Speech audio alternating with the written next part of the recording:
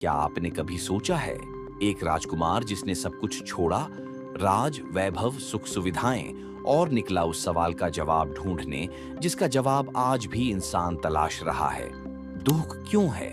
वो राजकुमार थे सिद्धार्थ गौतम, जो आगे चलकर बने भगवान बुद्ध, जिनकी सोच ने न केवल भारत बल्कि पूरी दुनिया की दिशा बदल दी। इस वीडियो में हम आपको ले चलेंगे उस दौर में जहां से शुरू हुई थी एक आध्यात्मिक क्रांति, जहां से निकला था मध्य मार्ग, जो आज भी जीवन के हर मोड़ पर हमें राह दिखाता है।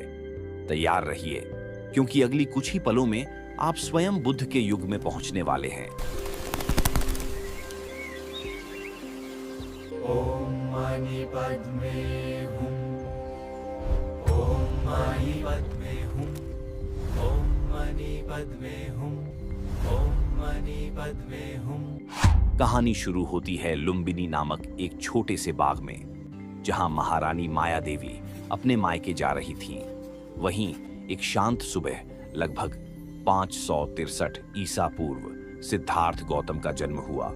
कहा जाता है जैसे ही उनका जन्म हुआ, धरती पर एक अद्भुत प्रकाश फैल गया, मानो प्रकृति खुद कह रही हो, आज कोई असाधारण आत्मा आई है। मैं हूं राजा शुद्धोधन।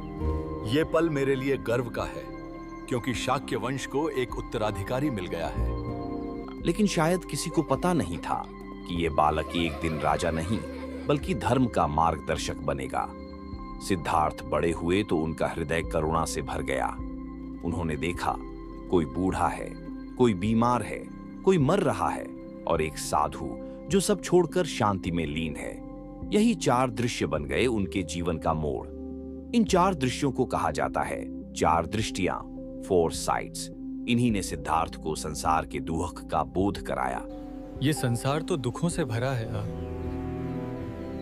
मगर ये दुखों का कारण क्या है? एक रात 29 वर्ष की आयु में, जब पूरा राजमहल सो रहा था, सिद्धार्थ अपने रथ पर सवार हुए और पीछे छोड़ दिया राज, सुख, वैभव, यहां तक कि अपने पुत्र राहुल और पत्नी यशोधरा को भी। उस क्षण उन्होंने सिर्फ एक निर्णय लिया, सत्य की खोज। वो क्षण था गृह त्याग का। इस घटना को ही महाभिनिष्क्रमण कहते हैं, जो आगे चलकर पूरी मानवता के लिए ज्ञान का आरंभ बन गया। गृह त्याग के बाद सिद्धार्थ ने अपना जीवन पूरी तरह सत्य की खोज में समर्पित कर दिया। उन्होंने सबसे पहले कई आचार्यों से ज्ञान प्राप्त करने की कोशिश की, जैसे आलार कालाम और उद्रक रामपुत्र, पर उन्हें महसूस हुआ कि केवल विद्या से सत्य नहीं मिलता। इसके बाद उन्होंने अपनाया कठोर तपस्या का मार्ग। वर्षों तक उन्होंने अन्न जल तक त्याग दिया, यहां तक कि शरीर अस्थियों का ढांचा बन गया।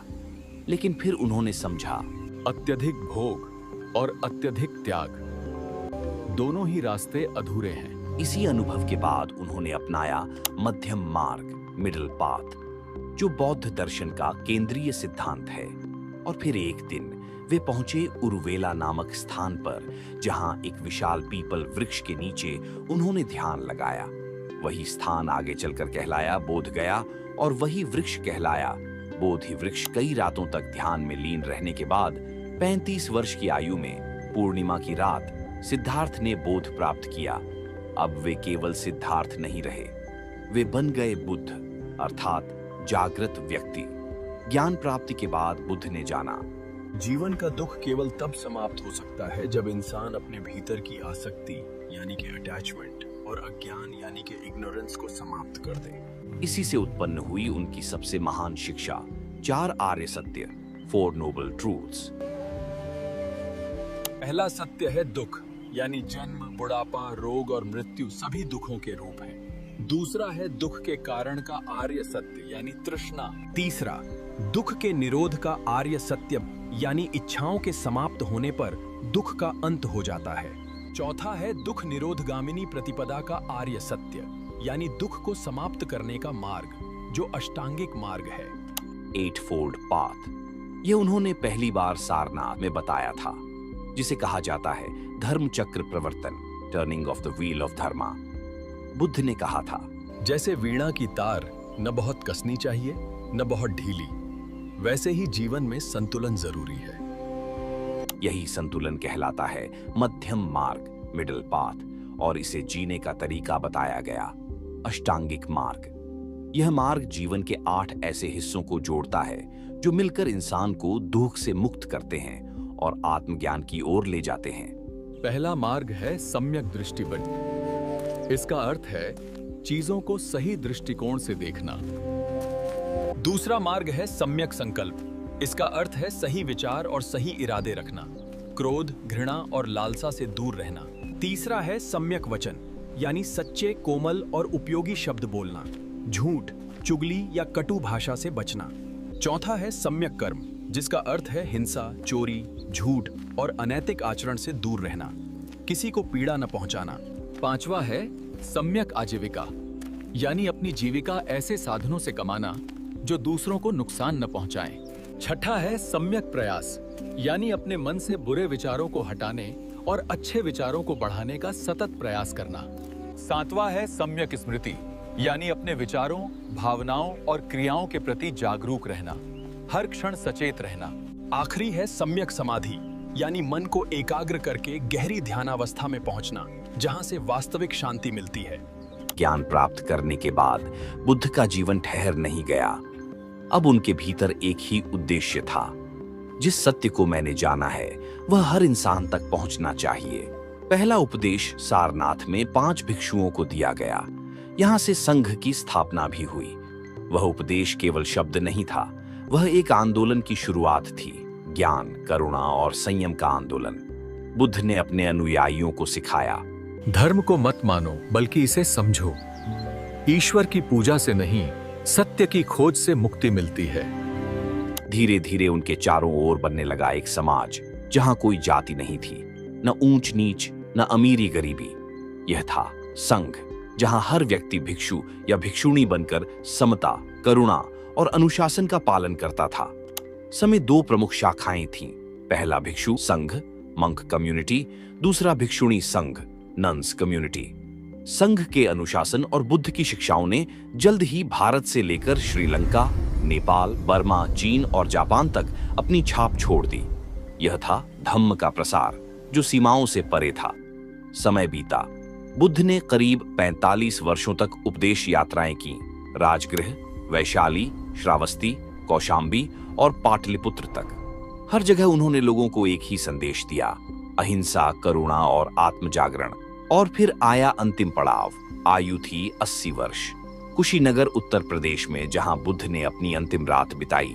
शांति से लेटे हुए उन्होंने कहा, अपदीपो भव, यानी सभी संयम से जियो और अपने प्रकाश स्वयं बनो।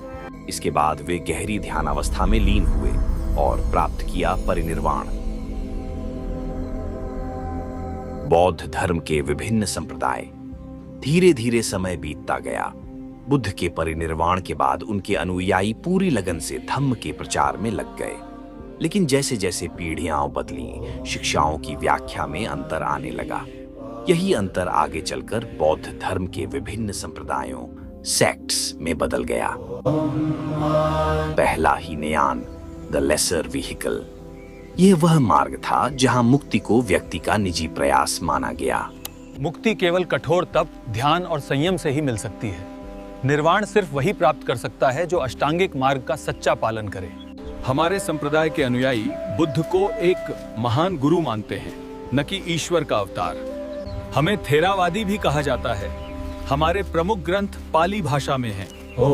याद रखना, पेपर में आएगा। इसका विकास Sri Lanka, Myanmar, Burma, Thailand, Laos और कंबोडिया में हुआ। ये मानते हैं कि केवल भिक्षु जीवन ही मुक्ति का मार्ग है। दूसरा महायान, द ग्रेटर व्हीकल। यह वह मार्ग था जहां करुणा को ध्यान से भी ऊपर रखा गया। महायान संप्रदाय का उदय लगभग 1ली शताब्दी ईस्वी में हुआ। हमारा मानना है कि हर व्यक्ति में बुद्धत्व प्राप्त करने की क्षमता है। हम बोधिसत्व की अवधारणा देते हैं। बोधिसत्व का मतलब वो व्यक्ति जो स्वयं निर्वाण प्राप्त करने के बाद भी दूसरों की मुक्ति के लिए संसार में बने रहते हैं। महायान संप्रदाय का प्रसार भारत, चीन, जापान, कोरिया और तिब्बत में हुआ। इसके अनुयायियों ने बुद्ध को देवत्व, गॉड लाइक फिगर का दर्जा दिया। इसके प्रमुख ग्रंथ संस्कृत भाषा में हैं। प्रमुख महायान केंद्र नालंदा और विक्रमशिला विश्वविद्यालय। तीसरा वज्रयान, द डायमंड व्हीकल। यह मार्ग था ध्यान, तंत्र और मंत्र का संगम। वज्रयान बौद्ध धर्म की वह शाखा है जो महायान से विकसित हुई। इसमें साधना के साथ मंत्र, यंत्र, तंत्र और ध्यान का प्रयोग किया जाता था ताकि तेजी से ज्ञान प्राप्त किया जा सके। हमारे प्रमुख देवी देवता तारादी, मंजुश्री और अवलोकितेश्वर हैं। हमारे साधक को तांत्रिक बौद्ध या वज्रचारी कहा जाता है। वज्रयान की उत्पत्ति भारत के बंगाल और बिहार क्षेत्रों में हुई। इसका प्रसार तिब्बत, नेपाल, मंगोलिया और भूटान में हुआ। प्रमुख बौद्ध ग्रंथ। धीरे धीरे जब बुद्ध के उपदेशों का प्रसार हुआ तो उनके शिष्यों ने महसूस किया कि अगर इन शिक्षाओं को लिख कर न रखा गया तो आने वाली पीढ़ियां असली धम्म को भूल जाएंगी। यहीं से शुरू हुआ बौद्ध ग्रंथों का निर्माण, जो न केवल धर्म के आधार बने बल्कि आज भी इतिहास और दर्शन के अनमोल दस्तावेज हैं। पहला त्रिपिटक, बौद्ध धर्म का मूल ग्रंथ। यह वह ग्रंथ है जिसमें समाया है पूरा बौद्ध दर्शन। त्रिपिटक का अर्थ है 3 टोकरी।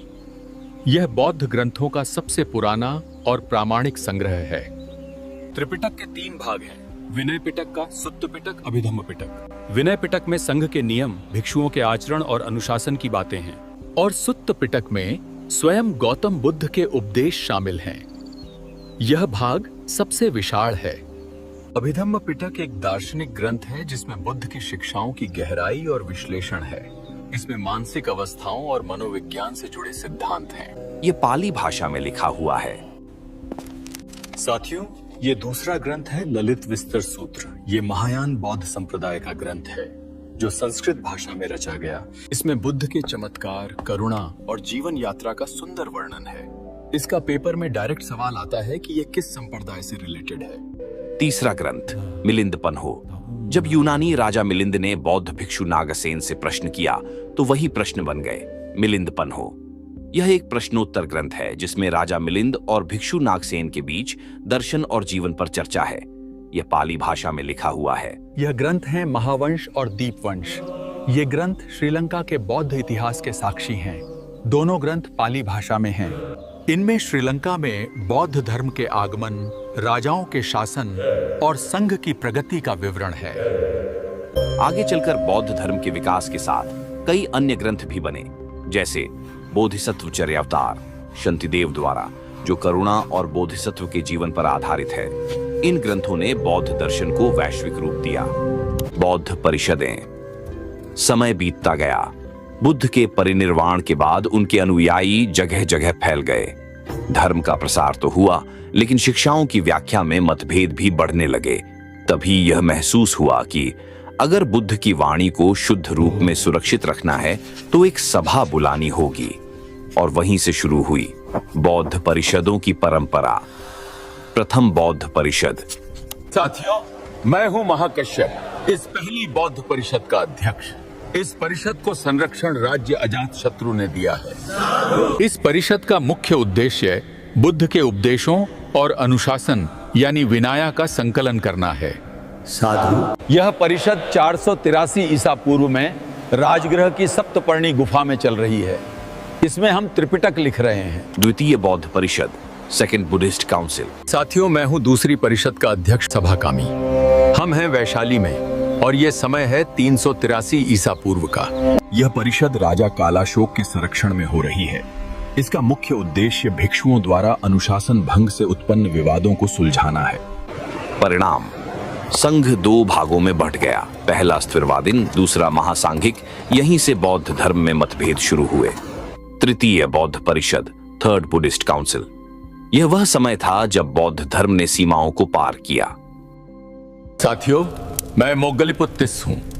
यह परिषद सम्राट अशोक के संरक्षण में 250 ईसा पूर्व में हो रही है। हम पाटलिपुत्र में हैं। इसका उद्देश्य संघ से विधर्मी तत्वों को हटाना और सच्चे धम्म का प्रचार करना है।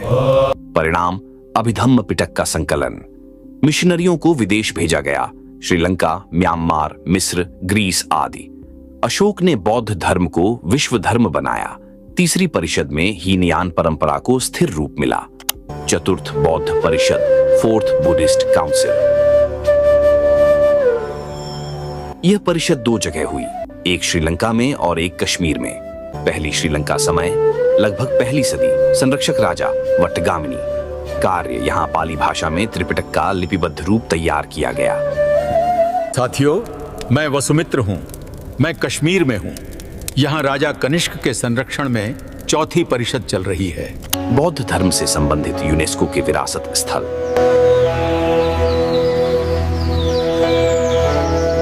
सबसे पहला है बिहार में नालंदा महाविहार का पुरातात्विक स्थल। दूसरा है मध्य प्रदेश के सांची में बौद्ध स्मारक। तीसरा है बिहार में महाबोधि मंदिर परिसर। आखिरी है अजंता की गुफाएं, जो महाराष्ट्र के औरंगाबाद में है। पतन की शुरुआत, decline of Buddhism in India. सम्राट अशोक के बाद जो साम्राज्य खड़ा हुआ, वह उतना बौद्ध विचारों के प्रति समर्पित नहीं रहा। राजनीति ने धर्म को पीछे छोड़ दिया और बौद्ध संघ की एकता टूटने लगी। पतन के कुछ मुख्य कारण हैं, जैसे बौद्ध संघों का भ्रष्टाचार, मठों में विलासिता का बढ़ना, भिक्षु ज्ञान के बजाय दान और संपत्ति में उलझने लगे। पतन का बड़ा कारण संघ का विभाजन भी था। विचारों की एकता खो गई थी। बौद्ध धर्म कई संप्रदायों में बांट गया, जैसे हीनयान, महायान, वज्रयान, थेरवाद आदि। हिंदू धर्म का पुनरुत्थान भी होने लगा था। गुप्त काल में वैदिक धर्म और भक्ति आंदोलन ने पूर्ण बल पकड़ा। बुद्ध को विष्णु का अवतार मान लिया गया, जिससे बौद्ध धर्म की स्वतंत्र पहचान कमजोर पड़ी।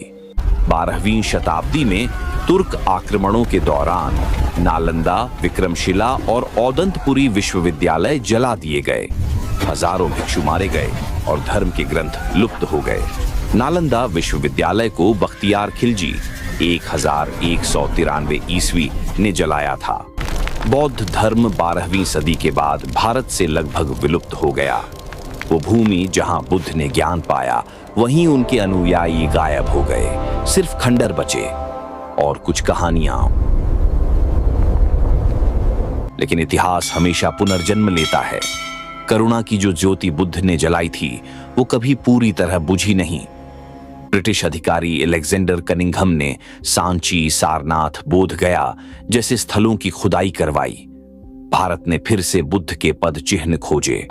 डॉक्टर भीमराव अंबेडकर ने 1956 में नागपुर में लाखों अनुयायियों के साथ बौद्ध धर्म अपनाया। इसे नवयान आंदोलन कहा गया। उनका नारा था, मैं हिंदू के रूप में जन्मा, पर हिंदू के रूप में मरूंगा नहीं। अंबेडकर ने 14 अक्टूबर 1956 को दीक्षा भूमि नागपुर में बौद्ध धर्म अपनाया। भारत ने एक बार फिर शांति का संदेशदाता राष्ट्र होने का सम्मान पाया है। 2011 की जनगणना के अनुसार भारत में लगभग 84 लाख बौद्ध अनुयायी हैं। इनमें से अधिकतर महाराष्ट्र, उत्तर प्रदेश और लद्दाख में रहते हैं। इतिहास ने बुद्ध के धर्म को कई बार मिटाने की कोशिश की, पर करुणा कभी नहीं मिटती। जब जब दुनिया हिंसा से थकती है, बुद्ध का संदेश फिर लौट आता है, अप्पदीपो भव, अपने भीतर की ज्योति बनो। आज भारत फिर उसी ज्योति को आगे बढ़ा रहा है और शायद यही पुनर्जन्म है बौद्ध धर्म का। तो साथियों, यह वीडियो आपको कैसा लगा? उम्मीद है यहाँ तक वीडियो देखा है तो दिलचस्प तो लगा होगा। अब जल्दी से एक अच्छा सा कमेंट कर दो और वीडियो को अपने मित्रों से शेयर कर दो। मिलते हैं अगली वीडियो में। धन्यवाद।